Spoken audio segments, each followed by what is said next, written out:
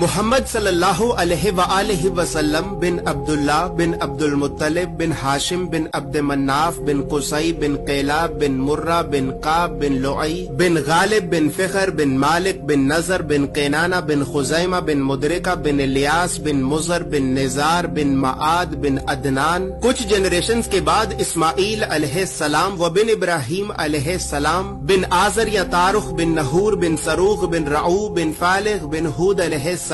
بن شالخ بن ارفخشد بن سام بن نوح علیہ السلام بن لامک بن متوشالح بن ادریس علیہ السلام بن یارد بن محللئیل بن قینان بن انوش بن شیس و بن آدم علیہ السلام. دوستو یاد رہے کہ یہ صرف نبی صلی اللہ علیہ وآلہ وسلم کا شجرہ نسب نہیں بلکہ یہ نبی علیہ السلام کے علاوہ قرآن پاک میں موجود تمام 25 انبیاء کرام کا بھی شجرہ نسب ہے. اس چارٹ میں ہم نے یہاں پر سب سے پہلے حضرت آدم علیہ السلام سے لے کر نبی صلی اللہ علیہ وآلہ وسلم تک تمام 25 انبیاء کرام کے ناموں کو ایک ترتیب کے ساتھ لکھا ہے اور پھر ہر نبی کا قرآن پاک میں کتنی مرتبہ نام لے کر ذکر کیا گیا ہے. ان تمام انبیاء کرام کو لوگوں کی ہدایت اور رہنمائی کرنے کے لیے جن علاقوں اور شہروں کی طرف بھیجا گیا تھا تو ہم نے اس چارٹ میں ان تمام علاقوں اور شہروں کے ناموں کو بھی لکھا ہے. اور سب سے خاص بات یہ ہے کہ یہاں پر ہم نے سبز رنگ سے نبیوں کے ناموں کو لکھا ہے اور سرخ رنگ سے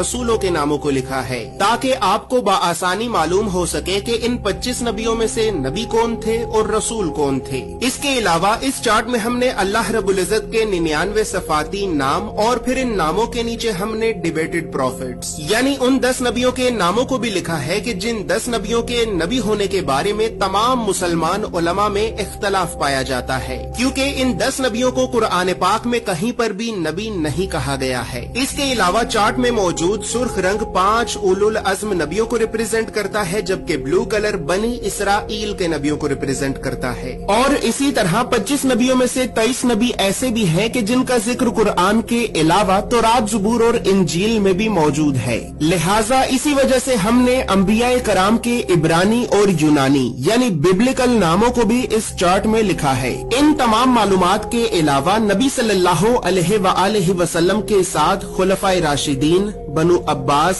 بنو امیہ اور اہل بیت اطہار کا کیا رشتہ تھا تو ان تمام خاندانی رشتوں کو بھی ہم نے اس چارٹ میں ایکسپلین کیا ہے. اس چارٹ میں موجود تمام معلومات اردو اور انگریزی دونوں زبانوں میں ہی موجود ہیں. اور دوستو چونکہ اس چارٹ کو بنانا ایک بہت بڑی ذمہ داری کا کام ہے لہٰذا اسی وجہ سے ہم نے 1000 سال پہلے لکھی گئی کئی مستند اسلامی کتابوں کا مطالعہ کر کے 1 سال کی ریسرچ اور محنت کے بعد اس چارٹ کو بنایا ہے. اور اس چارٹ کو ہم نے اس وجہ سے بنایا ہے کیونکہ بدقسمتی سے ہمارے بچوں کو اسکول سے یونیورسٹی تک اللہ کے نبیوں کی سیرت اور سنت کے بارے میں بتانا تو دور، یہ تعلیمی ادارے ہمارے بچوں کو کبھی بھی اللہ کے نبیوں کے نام تک نہیں بتاتے. اور اسی وجہ سے آج ہم اللہ کے نبیوں سے اس قدر دور ہو چکے ہیں کہ اب نہ ہی تو ہمیں اللہ کے نبیوں کے نام آتے ہیں اور نہ ہی ہماری اولاد کو. لہٰذا گھر کے ماحول کو اسلامی اور علمی اعتبار سے بہتر کرنے کے لیے اور بچوں میں بچپن سے ہی انبیاء کرام کے بارے میں جاننے کا